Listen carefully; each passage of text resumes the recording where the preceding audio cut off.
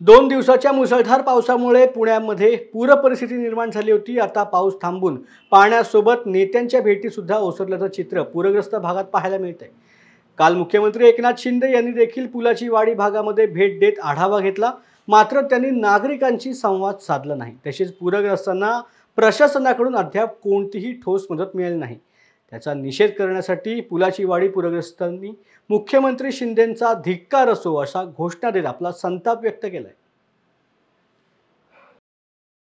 आमच्या प्रशासनाकडे एवढीच मागणी आहे की जे काय ते येऊन पाहणी करतात, आतापर्यंत जे काय आमदार खासदार मंत्री येत आहेत त्यांनी पुलाच्या वाडीला गाळून बाकी सगळ्या ठिकाणी गेलेले आहेत, तर त्यांनी आमच्याकडेही लक्ष द्यावं ही आमची मागणी आहे।